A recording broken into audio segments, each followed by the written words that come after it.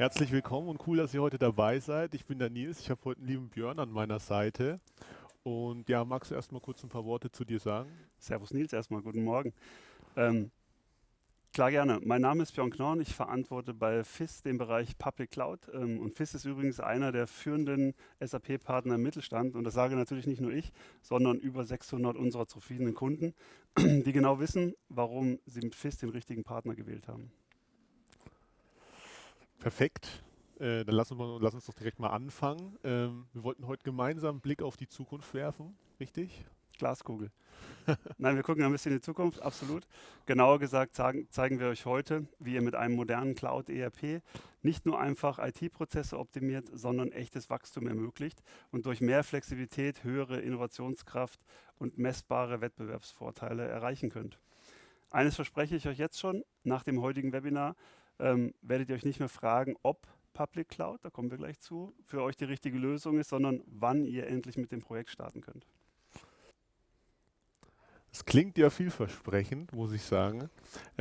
Zu Beginn kommt mir jetzt allerdings so die Frage, Public Cloud, worüber reden wir hier eigentlich? Was ist denn genau Public Cloud? Okay, das erkläre ich gerne. SAP Cloud ERP Public ist nicht nur irgendein ERP-System, sondern es ist euer Ticket in die digitale Champions League. Es kombiniert moderne Prozesse, Echtzeitdaten, künstliche Intelligenz, smarte Automationen und leistungsstarke Analysen in einer flexiblen Cloud-Lösung. Und ich glaube, das ist das, wo die Musik spielt. Das Ergebnis: Ihr erschließt euch neue Märkte schneller als der Wettbewerb und ihr steuert eure Prozesse effizienter, weil sie natürlich auf Echtzeitdaten beruhen und ihr könnt perfekte Entscheidungen treffen. Klingt das gut?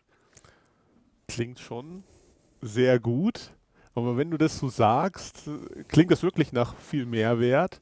Aber was sind denn jetzt ja eigentlich die großen Unterschiede zu so herkömmlichen ERP On-Premise-Lösungen zum Beispiel? Okay, also ganz ehrlich, für mich On-Premise war gestern. Trifft sicherlich für jeden von euch zu, aber die meisten von euch sind definitiv in der Cloud besser aufgestellt. Warum? Statt massiver Investitionen in Hardware, Wartung und mühsame Updates, die ich ja vollziehen muss, erhalte ich alle 6 Monate automatisiert Updates, so wie ihr das alle von euren Smartphones und Laptops und was auch immer kennt.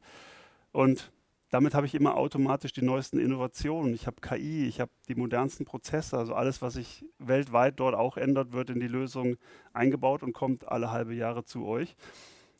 Und es beruht alles auf Standards. Und Standards nennen wir in der SAP-Welt Best Practices. Und kurz gesagt, statt in der IT-Vergangenheit zu stecken, ist es doch besser, in einer modernen Lösung zu sein und eure Zukunft aktiv zu beschreiben. Und Zukunft ist der Key, wissen wir alle. Du weißt aber auch, dass wir in der Vergangenheit, vor allem jetzt als FIS, hauptsächlich oder zu einem Großteil Kunden aus dem, ich sage jetzt mal, größeren Mittelstand betreut haben. Jetzt ist Thema Public Cloud. Hat denn auch diese Kundengruppe jetzt davon irgendwie einen spezifischen Vorteil oder Gain? Absolut. Der Mittelstand braucht ja smarte Lösungen. Der kann ja nicht wie früher diese Riesenlösungen selbst betreiben, bei sich im Rechenzentrum. Sowas hat der Mittelstand ja einfach gar nicht. Und die Lösung muss einfach funktionieren. Und SAP Cloud ERP als Public Edition ist dafür ideal, weil schnelle Implementierung, keine großen Vorabinvestitionen, maximale Flexibilität in der Lösung. Und statt Geld halt in Serverinfrastruktur zu stecken, investiere ich in das Wachstum meines Unternehmens. Und der Mittelstand bestätigt halt immer wieder, dass der Umstieg auf ein Cloud-ERP das Unternehmen wirklich transformiert hat. Und das ist genau die Erfolgsgeschichte, die dahinter steckt. Okay, also klingt alles super cool und wenn das aber alles so out of the box funktionieren soll, wie du das beschreibst, wie stellt sich denn dann der ganze Funktionsumfang dieses von Public Cloud dar? Okay. Ja, das ist immer viel Verwirrung im Markt. Aber glaub mir, SAP Cloud ERP Public Edition ist kein ERP Lite, wie viele immer denken, sondern es ist ein vollwertiges Kraftpaket, so wie wir zwei, mit allen wesentlichen Geschäftsbereichen: Finanzen, Vertrieb, Logistik, Auswertungen, Produktion, umfassendes Reporting. Es ist alles in einer Lösung vorhanden und es ist alles integriert und alles im Echtzeitzugriff. Und das ist die Basis von allem. Also bedeuten dann auch diese Best Practices, diese Out-of-the-Box Standardprozesse irgendwo im Umkehrschluss nicht auch eine gewisse Trägheit oder weil du das alles immer so agil jetzt gerade Mhm. beschreibst, magst du vielleicht dazu noch was sagen? Gerne. Also ist genau das Gegenteil im Prinzip von dem, was du sagst. Also Trägheit ist nicht vorhanden, sondern Standardisierung mit Best Practices bedeutet also nicht Trägheit an der Stelle, weil wir auf dem Standard aufsetzen und es ist ja praxiserprobt, wie ich schon vorhin sagte, über Jahrzehnte hinweg. Also Unternehmen laufen ja mit diesen Prozessen seit Jahrzehnten schon und das bremst einen nicht aus, sondern katapultiert einen direkt in die Zukunft. Und egal ob Großhandel, Konsumgüterindustrie oder Fertigung, die Cloud ist halt sofort startbar und ich kann sie trotzdem individuell erweitern. Also auch diese Möglichkeiten sind gegeben. Und Unternehmen bestätigen halt, dass sie damit nicht nur schneller live gehen, was ja wichtig ist, das kostet ja auch eine Menge Geld immer, sondern endlich mehr Zeit für das Wesentliche haben, und zwar für ihren eigenen Unternehmenserfolg, um den weiter auszubauen. Ja, also das Thema Fast to Value ist definitiv ein großes Thema heutzutage. Aber jetzt apropos Ausbauen, wie schaut es denn aus, wenn wir über so große Branchenlösungen reden? Kommt mir immer auch der Gedanke Internationalisierung, Lokalisierung. Wie schaut es denn da bei der Public Cloud aus? Völlig gute Frage. Ganz klar, wir reden hier von SAP und SAP, wenn einer lokalisieren kann und globalisieren kann, dann ist es die SAP. Und die Cloud ERP Public Edition ist der globale Profi schlechthin dafür.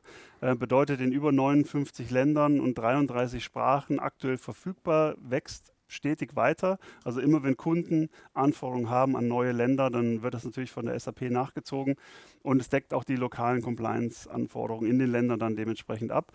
Und für mich spannend ist auch das Two-Tier-Modell. Ich weiß nicht, ob das jeden von euch was sagt.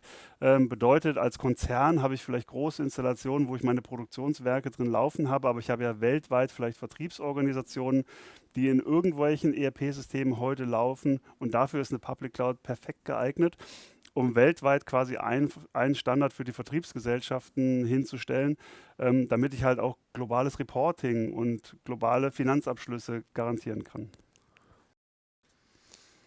Ja, das Thema ist scheinbar ja wirklich umfassend umgesetzt, also Lokalisierung, Internationalisierung. Eng mit den Punkten verwandt wäre für mich jetzt noch Sicherheit, wenn wir von Lokalisierung reden, Sicherheit, Compliance, Richtlinien. In welcher Relation stehen denn diese Themen bei der Public Cloud? Okay, Sicherheit immer ein Riesenthema. Man lernt es ja aus der Presse. Es passiert ja fast tagtäglich was mit Unternehmen, mit irgendwelchen Sicherheitsrisiken. Aber bei SAP ist es so, Sicherheit ist kein Widerspruch und die Cloud, die Hm. beiden Themen zusammen, sondern es ist ein Versprechen, dass das funktioniert. Die SAP-Rechenzentren sind in höchsten Standard ausgebaut, sind DSGVO-konform, erfüllen höchste Standards, sind zertifiziert mit allem, was man so weltweit zertifizieren kann. Die SAP investiert massiv in die Sicherheit ihrer Kundensysteme, weil klar, das ERP ist nun mal das Herz eines Unternehmens. Das sollte halt einfach laufen Ja. und nicht irgendwie tagelang mal stehen, weil Nee. dann haben Unternehmen echte Probleme. Die SAP garantiert ein Service-Level von 99,9%. Also das ist auch super. Und als Unternehmen kann ich mich auf mein Business konzentrieren und nicht auf die IT-Infrastruktur. Das klingt alles super und das waren wirklich interessante Einblicke. Danke dir dafür schon mal. Wie geht es denn jetzt weiter nach der Informationsflut, also auch für unsere Zuschauer? Ja, danke dir erstmal für das Interview. Also perfektes Stichwort. Im nächsten Webinar zeigen wir euch konkret, wie ein Projekt für das SAP Cloud ERP Public Edition bei FIS ausschaut. Und zwar von der ersten Idee bis zum erfolgreichen Go Live. Also das wollen wir euch mal komplett darstellen. Und ihr lernt halt auch, warum Kunden uns immer wieder bestätigen, dass wir nicht nur der Dienstleister Nummer 47 sind, Mhm. sondern dass wir echte Partner sind, die das Projekt auch gemeinsam mit dem Kunden zum Erfolg bringen, weil das ist unsere DNA und es lohnt sich definitiv dabei zu sein. Okay, und damit auch euch vielen Dank, dass ihr heute dabei wart. Ich hoffe, ihr konntet ein paar wertvolle Einblicke mitnehmen und spüren auch, wie viel Potenzial in dem Thema steckt. Wenn ihr noch Fragen habt zum Thema Public Cloud oder mit uns einfach über eure individuelle Situation in eurem Unternehmen sprechen wollt, dann kommt einfach gerne auf uns zu, und wenn ihr generell Lust habt, mehr zu erfahren, dann meldet euch doch einfach zum nächsten Webinar an. Und ihr merkt auch, die Mission Cloud ist in vollem Gange, deswegen packen wir es an. Machen wir, Nils. Ciao.